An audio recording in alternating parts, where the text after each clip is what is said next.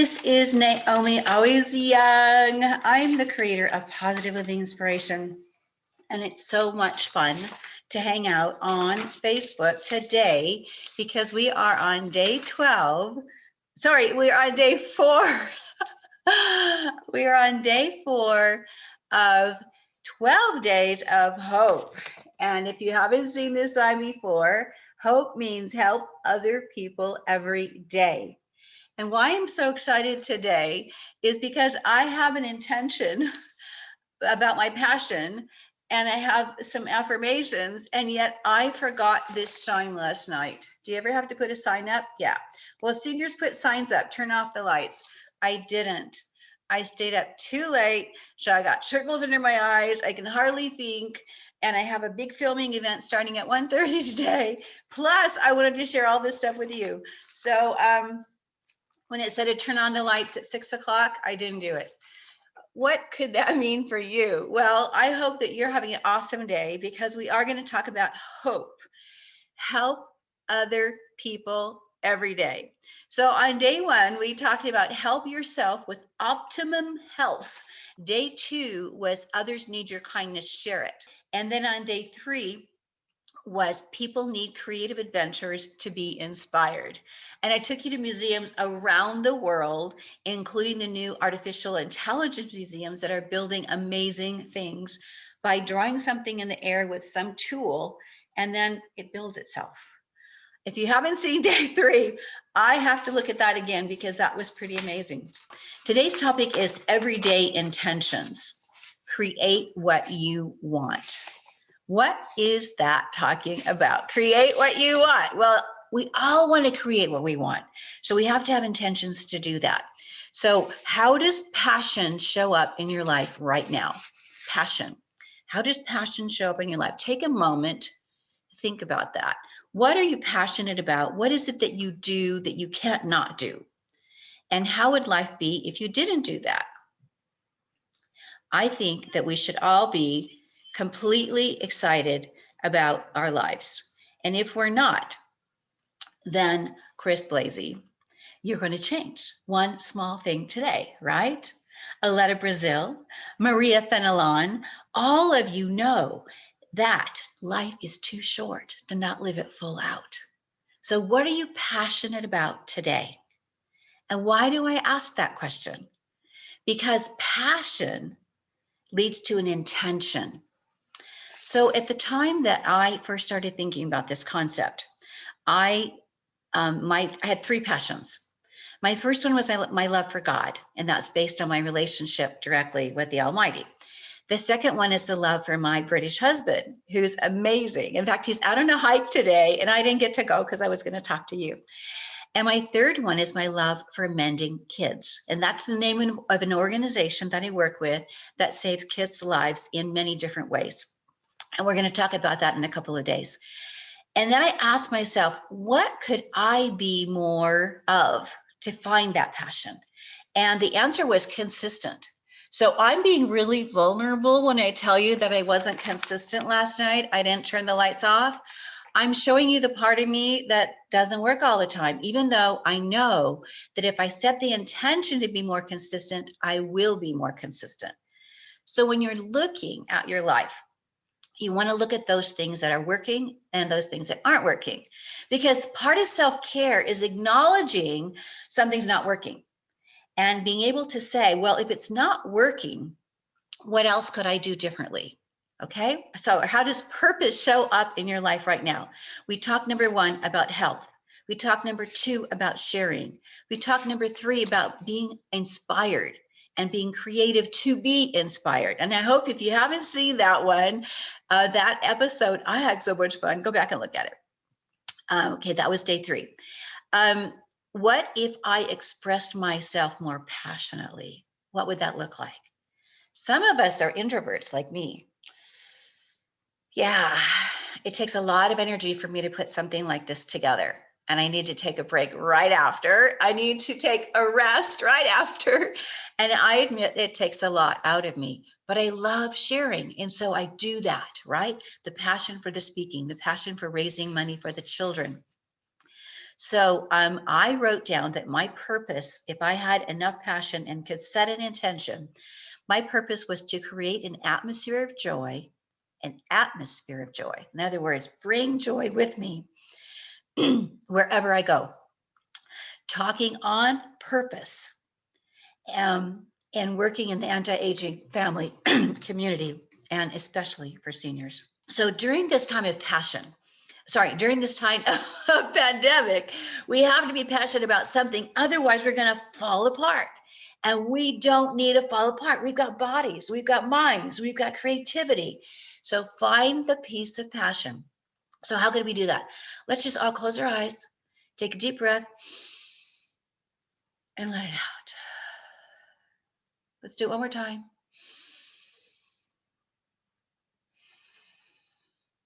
Third time, let's do it twice as deep.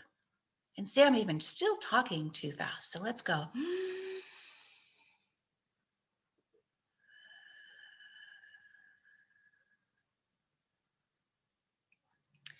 I imagine that something came to your mind right then.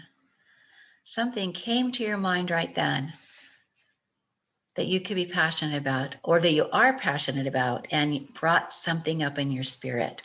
And our body gives us signs, doesn't it? It gives us signs of either too much, too little, or just right. And when you have passion, you want to be just right and going forward. So there's a story that they tell about me. And the story is that we're all in life. All of us are in life together. And our goal in life is to get on the river and go and do what we're called to do. So here's how some people do it. Some people have their luggage in their home, have it open, and they're taking things and packing little by little by little. They haven't even gotten on the road to drive down to the dock to get on the boat, to get on the river to go. That's some people. Some people are at the parking lot and they have their suitcases packed and they're carrying them forward.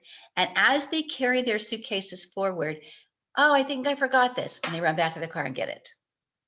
Do you know anybody like that? Uh-huh. Okay.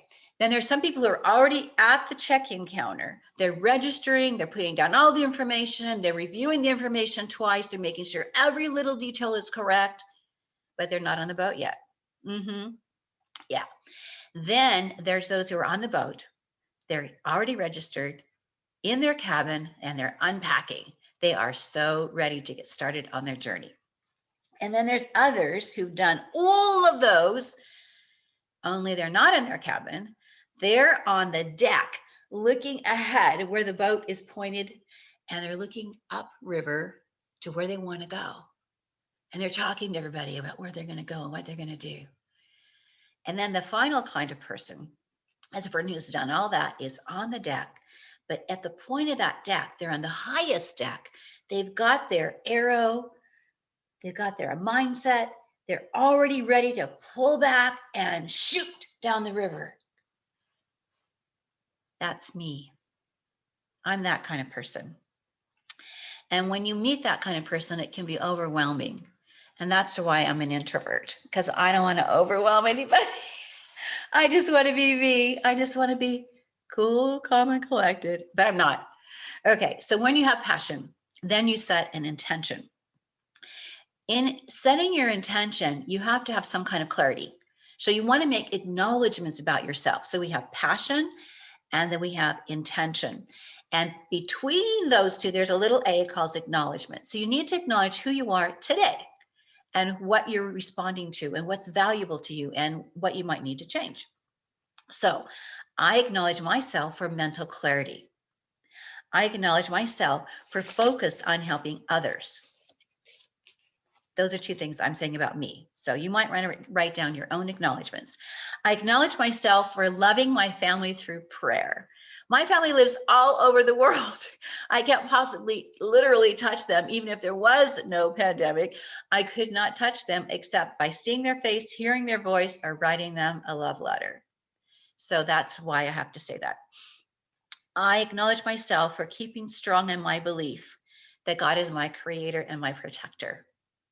And finally, I acknowledge myself for living consciously. So think about the acknowledgments that you could write for yourself. and write them down. Now, when you come to the next part, so you've got the passion, the acknowledgement, and then the intention. You set the intention, and to get to that intention, you have an affirmation. An affirmation is a statement, I am statement. It's something that you would say that would inspire other people if they heard it about your passion, right? So my most famous one is, I am inspirational, focused, empowering world leader. And I created that in a course, but I think it's real for all of us. You can find out the things that you really aren't today, but you can become them. So there are things like focus. Okay, if I was focused, I would have been in bed by 10 o'clock. I wasn't focused. I was allowing things to take over. And so as an adult, as a senior, as a person who wants to live their life full out, that wasn't a very good intention, to sit down in that chair and never get up until way in the wee hours of the morning. Focused and inspirational. I am willing to be, and I use it that I am is the beginning of your affirmation. So I am something that you want, and you are partly, and you're going to become that. So my second one is, I'm willing to be, not just I am, but I'm willing to be an inspirational, focused, empowering world leader. So what are my goals for that? My goals are for speaking and communication. My goal is to focus every day on having a powerful conversation with at least one other person that speaks from my heart. So I want to attract from my heart. It's not just a brain thing, brain to heart, brain to heart, brain to big heart, right? So I'm going to talk about an experience that I've had that's changed my life. And it all started with an intention. And it started with the passion, but I didn't know the passion until I realized something. So here's what happened. My husband started walking all over Southern California, only he had an intention of climbing mountains. So they call that hiking. And hiking is going outdoors for a really long time with not a lot of supplies, carry everything on your back, and come back hours later exhausted. And I didn't know that he had a big intention. I knew he had a passion for being outdoors. And so I asked him one day, actually, what happened first was, no, that's true. That happened first. I asked him to take me on a hike. I said, okay, 9 miles, 9 hours, 9,000 feet. I'm sure that's all my heart can handle. And he took me. And what I saw changed my life, because I saw a man that had a passion for climbing, a passion for reaching a higher level and challenging himself no matter what it cost him. So we went on this hike, and I came back. I was just 60 years old. And I said, you know what, honey, I support you doing whatever you're doing, because what I see is your heart is so big. And when you come back from these hikes, who you are inside just bubbles over. Now, isn't that fun to be around people like that? It's fun to be around people who are on fire and doing exactly what they're meant to do. So we decided to go to Colorado, and I was going to support him while he climbed Pikes Peak. Now, Pikes Peak is a 7,000 foot elevation difference that you do in one day. It's only 14 miles, but it's very steep. Okay, so I don't know. Well, I can tell you now because now I've done it, but at that time I didn't know. I didn't know that 1,000, 1, 2, 3,000 was the most you usually climb, especially on high altitude, and he's going 7. So I decided to climb the first 2 miles with him out of 14, drove, and then I went to the bottom, changed my clothes because I was all sweaty, and drove to the top. There's only 2 mountains in all of United States that you can drive to the top, and one of them is Pikes Peak. And so I drove the route up to the top, and I waited for him to come. And when he got to the top, he said, do you have the video on? And I said, yes. And here, I'm going to show you right now. I'm going to share my screen. Here is what he did.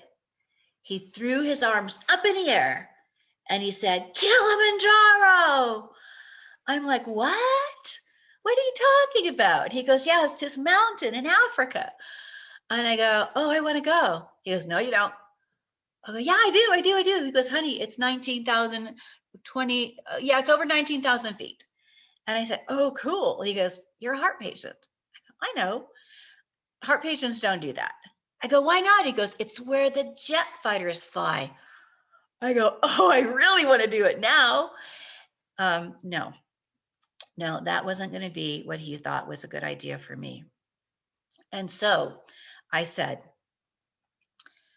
if I get permission from a cardiologist, can I go with you? And he said, yes. So yesterday's topic was people need creative adventures to be inspired. And I shared with you 8 mountains in 8 months. And we did that. Why was I able to do that? Because I had a passion for mountains that I'd forgotten about. See, when I was 9 years old, I had open heart surgery. I just turned 10 when I had the surgery, but I had a lot of problems. And we had family that lived below a mountain, and they owned part of the mountain in Arizona.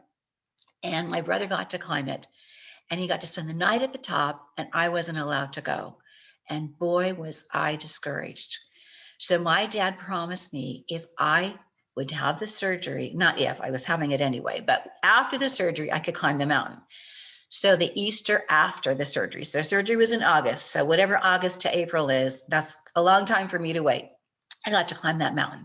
So I'm going to show you a short video because this is the first mountain we climbed of the 8 mountains. Go, let me see. Here we go. All right. I hope you can see that. Please make a comment if you can see the video.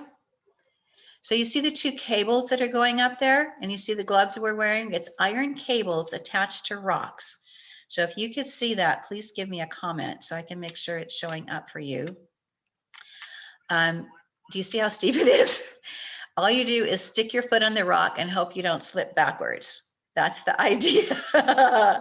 Okay, so you climb up the rock, and I'm going to fast forward to my climb because this is his a little bit so you can see. And that's me. Oh, that's still him. And the higher you go, it's not about the height that's scary.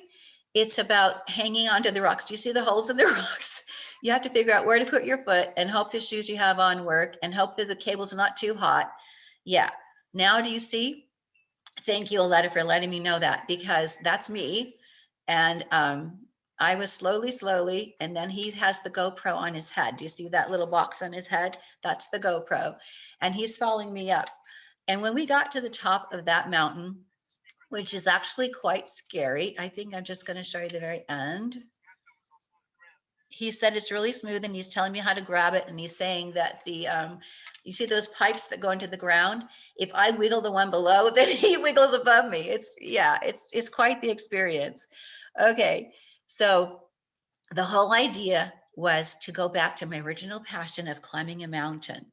And that was the first one. And no other mountains had cables after that, but boy, was that something else to be able to climb that mountain with my husband and to continue to go through the whole 8 mountains. That's a big deal. So I set the intention. I had the passion from a childhood. Now I'm 61 years old. I start climbing and I do the 8 mountains. I had to do a lot of acknowledgments on the way. So what I did is I made up a list of songs that I could sing, one song for every day and one scripture for every day that would keep me motivated to keep going. And then I was able to climb. And I'm going to show you today the result of having the passion, of setting the attention, from saying the affirmations and then doing it. Now, what I'm showing you is not for everybody. This is what I needed to do. So I had to change a bit of my mindset. I had to become what I call limitless. You see my hat? Now, Limitless is also a company, and I use their products to make my body stronger. And in particular, as an aging body, I want to make sure that I stay strong. This is the company that I found after a lot of years, research that has the best way to give yourself a foundation. So Limitless is their name, and Limitless is who I am. It's a decision that I made. And that's the kind of thing I want to encourage you to do. Everyday intentions. Create what you want.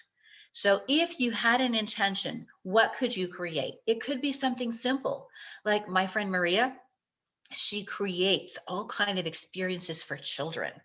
And I had a little girl here from Bangladesh, and she had an intention to bless this child. And all I did was bring the child to an event that Maria was doing. And Maria got the idea, put it together, organized it all, came over and taught this child a gift, unbelievable gift. And it was a creative gift. And it's something I would never be able to do. But her ability and her heart and her mind got all connected for this child. And she fell in love with the child and created this event. That's empowering. That's inspirational. That's the kind of focus I want to see in all my friends. And that's the kind of people I hang out with. All right. So the intention to climb the mountains was mine. The passion to do it was mine. The affirmations I spoke were mine. And what I'm going to show you next is the result of that. It's about 4 minutes long. So I hope that you have time to stay and watch it. Or if you don't, come back later, because this is Naomi, always young, creator of positive living inspiration. And I want you to be inspired today to create what you want, have everyday intentions.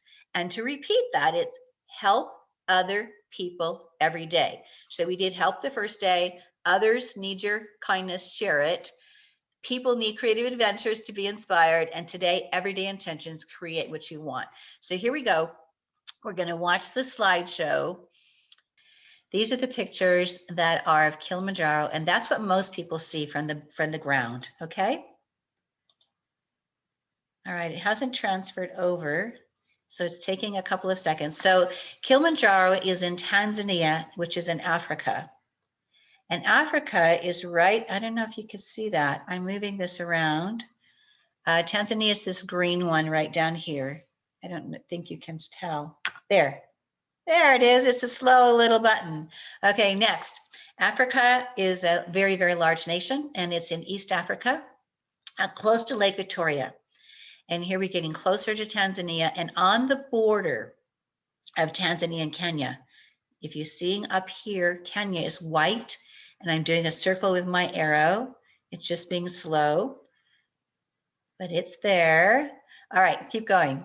All right, so we have to fly, and we flew across the waters from Los Angeles. It's pretty far. We went to Dubai first, and then we went to Africa. Here's the team that climbed with us. And the team that was climbing was all different ages, from Colorado, from South Africa, from Montana, and then from New York City, and then us. And each one had a purpose for climbing. And the purpose for climbing, if you make any comments below, remember that you'll be entered into the drawing. And so tell me where you're calling in from and what are your intentions. This group is very amazing. And that's just my husband and I getting ready to go. Here we are at the gate. So there's a gate for every little station that you go to. And when you see the gate, it'll list how far it is and how many hours it's going to take to get where you're going. The montane forest, absolutely phenomenal. There's white-tailed monkeys swinging in the trees. And if you could see those monkeys, you'd be laughing because they're hilarious. Our group went through the forest. It took about 2 or 3 hours to walk through the forest. And all of the guides that we have are from Tanzania. They're all different tribes. There's 7 different tribes there. And here we're walking up the mountain. You can see the trails nice and wide at the bottom. And you see the men at the back with the blue big old things on their heads. They're the last people on the trail. They're carrying all the gear. Now we're only allowed to carry 22 pounds. So when you're carrying 22 pounds, if you weighed 50 and you put 22 pounds in your back, you now weigh 170. So you can understand these guys are carrying 40 pounds. So if you weigh 50 and put 40 pounds, you're almost close to 200. That's a lot of weight. We're going through the lower part of the mountain. The montane forest is quite interesting on the drier side, and then all of a sudden you'll find water. They set up a table in the middle of the mountain, and that happened every single day. They carried tables and chairs up the mountain for us to be able to sit down and have lunch. So this first day going through the forest was very interesting, and we'd already been on the mountain in the country for 3 days. So this adventure was not new. And then the rain came and we got into some fun adventures there. There's certain ways of hiking and certain ways of being dressed, and you have to pay attention. Now notice I'm wearing my Mending 100 Hearts cap. I'm wearing that cap because my intention was to save lives. And to save lives, you got to climb. You got to have a reason. You got to have a way to do it. And so I climb and get sponsors to support me so that I can save children's lives. At that time, we had saved about 9, I believe. As of the end of 2020, we'll have saved 172 lives. So you see how the fog just comes in over the mountain, and you have to be prepared and wear the right clothing and have the different layers. This is Mount Kilimanjaro in East Africa, Tanzania. And this is an intention I set when I was 10, well, to climb mountains when I was 10 years old. And now it is several years later, I'm actually 61, and we're climbing this mountain. The kind of tents we had, they would set up for us, and they would put our sleeping bags in, and we had little tent villages all the way up the mountain. So this first night, we're actually sleeping in the montane forest. The next morning, we start climbing again, and the typical picture that people see with the snow on top of the mountain, but we're on the other side. So this is Mount Kilimanjaro in Tanzania. We're stopping for a lunch break. And this is my husband's pictures, so I have to talk as I see them because I don't know what they're going to be, but he's wearing his limitless hat. Is that exciting? We've already gotten to the next camp. You can see it's much different. We're at a higher elevation. And this is a very good way to travel when you have so much protection. Okay, I'm not saying it's not dangerous. I'm not saying everyone should do it. I'm just saying. Okay, then we got to some caves. And you can see that the weather's different. I have a different hat on for protection. And as we walk through these different caves, we're going to see lots of different scenery and lots of different animals. What you're seeing right now are little signs that you put on the trail as you go to tell you which direction to go. And so they're called cairns. And if the saying is, if you put a cairn, if you see a cairn and you add a rock to the top of it and it doesn't fall, then you're going to have a safe journey. But if it does fall, you're not going to have a safe journey. So you must be cautious. Now, here's an example of the man I told you carrying the 40 pounds. My people are down below resting, and he has to climb up with this 40 pounds. And you see how he does it on his head. There were 43 porters to take 8 of us up this mountain. 43 of them. Amazing. We're coming to our next camp. You can see that the fog is coming in. You can see we're wearing special coverings over our shoes because of the mud and the different kind of things we're going to encounter. It also does not so much about animals now because animals were in the forest. This is more about the climb.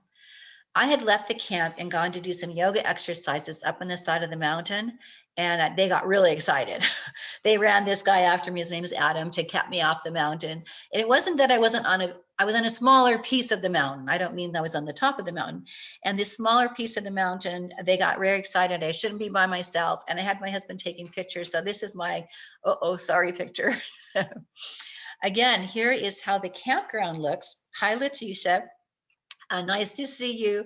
The campgrounds on the side of Mount Kilimanjaro is our second night on the mountain. And we're in this camp and we're going to climb up to the high point that you see to the left. Now, this is kind of rugged and it's steep, and this is all shale. So it's not that much fun to climb. When you're climbing this, I'm just going to fast forward because it was a video. I didn't know he put a video in here. Honey, you're so good. He's letting you hear the air and everything. Okay, so the clouds are coming in and we have to keep going. Now it starts to get more rugged. The trail's not really obvious. You have to find those cairns to find out where to go, right? And when the clouds come up and the fog comes down, then you have to figure out what you're going to do next. We're above the clouds now, and above the clouds, it's completely different world. It is like flying in an airplane, only you're walking, and you have to walk from place to place. And I will do my best to point out anything I see in his pictures. We're in a volcanic area because this is a volcano, and we're walking on volcanic rocks, and up behind me is the summit. And I'm just saying, I'm here for you, and I'm climbing. Now we're up higher, and there's actually people down in front. In the very front of the picture, you see some little color. Those are people walking down, and they're going to go across that long, little, skinny, narrow trail and down the other side. Yeah, That's how it is. And you just keep walking. I don't know how many miles this is a day. I just know that we climb higher about 2,000 to 3,000 feet a day because our goal is to get to 19,000. Here's a typical day that you'll see on the trail. Most of the porters go ahead of us, and that's why they have these very large bags on their heads. They're climbing up the side of the mountain to prepare the camp that we're going to arrive to later in the day. So it's a great example of how many people it takes to get a small group up a mountain. Again, the ruggedness of the land and the fog coming in is just an opportunity for you to see it differently. This is the side of the mountain. The big surprise is coming. Yes, every single day in Africa, there is a brilliant picture. The brilliant picture is the sunrise. This is Mwenza Peak. There's 3 peaks in Kilimanjaro. The one we're climbing is Uhuru. Mwenza is this one. It's much lower. However, it's very difficult, and you have to have something like a class 4 license to be allowed to climb it. And you can see why the top is really craggly. It's a giant volcanic rock. We're on Mount Kilimanjaro. This is Naomi, always young, creator of positive living inspiration. We're on the 4th day of 12 days of HOPE, H-O-P-E, help other people every day. And we're taking a trek as an intentional journey. You see the little trail down there at the bottom? As an intentional journey to climb Mount Kilimanjaro because my husband had a passion. I got that passion, remembered how much I wanted to climb as a child. I set the intention to climb 8 mountains in 8 months. I affirmed that I could do that because of who I am with I am statements. And now you can see how cold it is. See, everyone's dressed. This is my husband in the yellow. I'm here with the pink gloves on the back, and we're climbing up. This is a little video that I'm going to show you. And off to the right, you're going to see a very low drop off. Do you see that right now? Now, just right, look to your right, keep looking to your right. As it goes, you're going to see a hole, boom, right there. Now, I was so focused on hiking that I didn't know I was on the edge of the crater. And that drop off, I didn't even notice it. It was very early in the morning, and I had to only take a step after the person in front of me and figure out what I was going to do next. So it's a little bit dangerous at times, and you have to be very careful that you don't get too excited and overwhelmed. And now I'm looking back at the people behind me. You can hear the wind, and you can tell that we have to take a break. There's only so many steps you can take at that level, at that altitude, before you have to take a break. So I went all the way to the end so we can keep going. I didn't think this would go on that long. Oh, there we go. All right, next.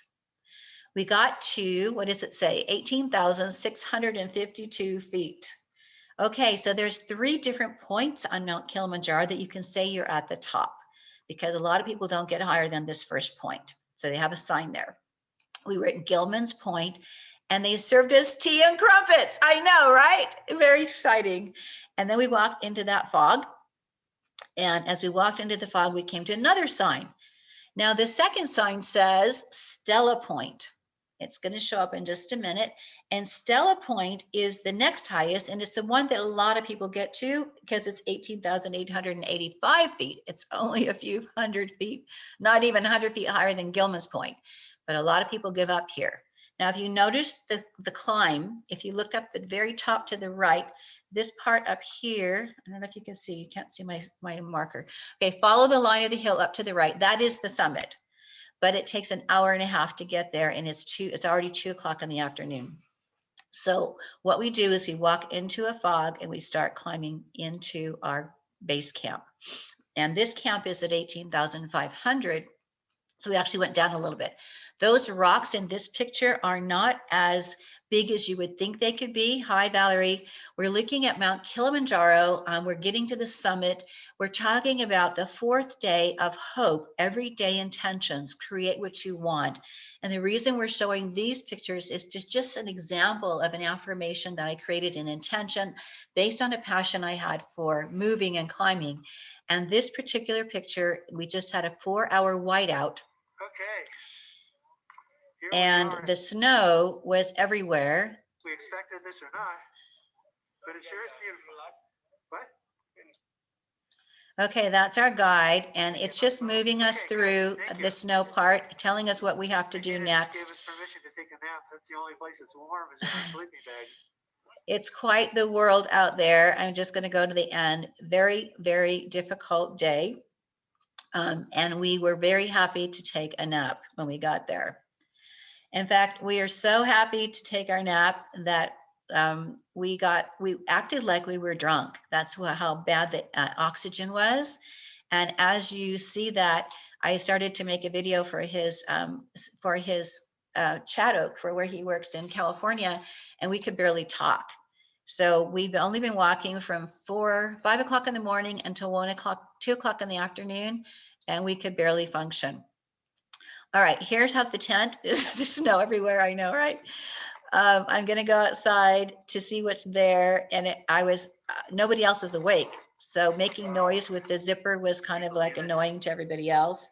But look at that. Snowstorm is over. Is that great? Is that not beautiful? There's about 6 to 8 inches of snow everywhere, and we are in the volcano crater to sleep on Mount Kilimanjaro. And he's going to attempt to get up. It's very hard to get out of these tents. You have to bend over in half, put your boots on, put your layers on, and start taking a walk. So I'm going to go fast forward to the end of that, where you now see, you're going to see very exciting footprints in the snow, and then the glaciers. Those are the glaciers at the top of Mount Kilimanjaro. And those are Norwegians climbing over there after us. But those are about 35 feet tall.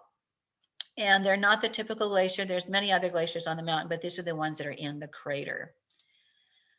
This is what they look like up close. They're actually very beautiful. This is about 4 o'clock in the afternoon. And when you get a chance to see through them and realize that you're at the top of the world, it's pretty amazing. Pretty amazing. The sun was setting, and we were going to need to go to sleep early, have an early dinner, because we were getting up again at 5 o'clock to summit Mount Kilimanjaro. Yes, all the sunsets in Africa are amazing.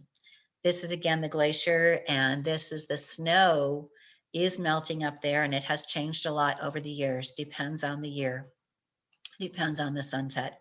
Depends on who's climbing. It depends on the weather, right? The mountain lets you climb or it doesn't let you climb. Now I'm standing at the base, and I'm pointing up. And when you see me pointing up, I'm pointing to what I think is the summit. And we actually go right up that snowbank, kind of crisscross back and forth like you would ski down. I can't see the trail, but there's sort of one there. And then the next morning, it's now about, let's see, it would be about 5:45, 6 o'clock in the morning. There's no sun, it's just a cloud. They tell me I won't see the sun that day because of the snow. And I said, no, I'm going to see the sun. And they said, no, you're not. And I said, yes, I am. So right, that top rock that you see is what they call the fault summit. So I'm below and I'm looking up towards it. And once you get to the fault summit, you're going to see that it's quite wide. You're going to see a bunch of glaciers in the background. So you do have to do a little squinting here. The squinting is only because this is taking so long to do. And this is not my slideshow. It's my husband's, so I have to see what's there. You see some pink in the sky. The sky became kind of like sherbet ice cream. When sherbet ice cream is very kind of pink and orange all at the same time. And if you look carefully, you can see a bunch of bumpies off the edge, and those are more glaciers. This is a slightly better picture of the glaciers. They're everywhere across the top of the mountain. And this is 2015. I understand it's changed a lot in 2020. And when that changes, and you look back down to where you came from, you realize that 45-minute walk that you had was quite treacherous. You can see the pattern if you can. There's a little tiny black line that kind of runs down squiggly down there to the bottom of the crater. So that 800-foot climb was really a blessing, because other people would climb 5,000 feet that day. We didn't have to. We had slept in the crater. And when you sleep in the crater and you wake up, you again see this gorgeous set of glaciers. And we're just so fortunate to be at the top of the world.